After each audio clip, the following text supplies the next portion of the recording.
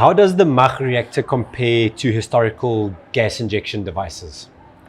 So the key with gas injection is to have a device or have technology that is able to generate as small a bubble as you can get to. Because gas, a gas doesn't want to stay in a pulp. It wants to be in the atmosphere above the pulp. So it's always going to want to coalesce, form a big bubble, and just plop, flash out. We could call that flashing out of the pulp.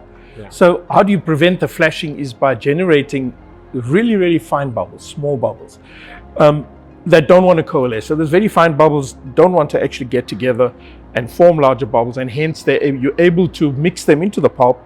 They behave, if they're small enough, as you get to the MACH, to picobubble size, they have Stokes numbers of less than 1. And what that means is they're colloidal.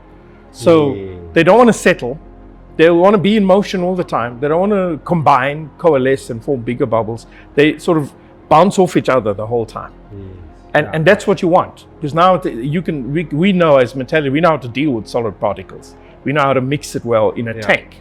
So what you're doing is you're making this gas bubble look like a slurry particle. It's behaving the same way. It's easy to keep it in the pulp, right? But you need a picobubble for that. Now, historical gas equipment don't get anywhere near a picobubble size that you would get in a MACH.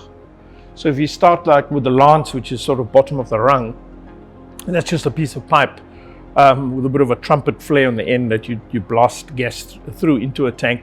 There's hardly any mixing in that. It is very common, so I don't want to knock it too much, because almost every gold plant will have some type of a lance in their carbon tanks, in their CIL tanks as you go further down, only because it's very cheap, it's very easy to install, etc. But it's not very efficient. So you lose a hell of a lot of gas. I'd probably say 75% of gas that you put in through a lance ends up above the tank. So maybe the best place to get nice oxygen for breathing in is above a leach tank, somewhere further down the leach train. Because you're not actually trapping it in the pulp, it's just escaping out. And so mixing is the key. So that's the lance, it doesn't have any mixing. But as you apply more energy into the system and you move to spargers and shear devices, and you're creating more resistance, and getting the gas to mix with the pulp, your efficiency will go up. But still, you're talking about injecting external gas into a system and then trying to break down this gas, a big bubble, trying to chop that up into smaller bubbles, which to me is just a lot of hard work. And I'm intrinsically a lazy person. So I think, how can I invent something where I don't have to have all this labor of breaking up big bubbles? And the solution I came up with was this picobubble generation, which we get.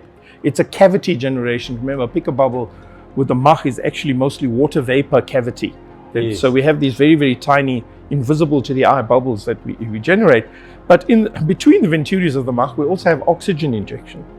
So as you inject the oxygen in, being a gas, it's going to seek out the cavities. It's going to seek out those little vacuum things that you put in there. It's almost like a sponge, a picobubble is for gas. The gas will diffuse in there, you ventilate it. The term I use is ventilate. So you will start to ventilate those picobubbles with oxygen. And now the oxygen is trapped inside this very, very small, tiny, invisible bubble, and you can mix and disperse that through the pulp. So for me, that's a lot easier than starting off with a big bubble that you're going to have to break down, because you can only break it down to a certain size.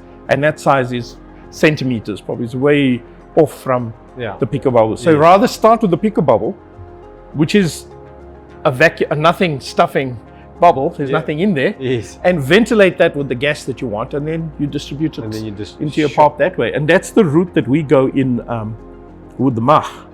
And then the other mechanism that we uniquely have in a MACH reactor, the clue is in the name, MACH, which is speed of sound. And through the venturis of the MACH, the slurry actually exceeds the speed of sound, which is Mach 1. We get supersonic speed. And when you have supersonic speed, you also have the phenomenon of shockwaves. So further down in the diffuser, in the venturi, as the pressure, instantaneous pressure starts to rise, and the system is now trying to recover its original pressure point where it started, you get what we call shock waves that develop. And these shock waves are also great for mixing, for breaking down bubbles, etc., to make up for any inefficiencies that may creep in along the way. So your main mechanism is ventilating the peak of bubbles with the gas and dispersing it, and then the support act, and it's quite a support. Those shock waves have a lot of energy. It's a big support act. The support act is then the shock waves, which just ensure that you achieve this very, very high gas utilization efficiency, which you will just won't get close to in the historical devices.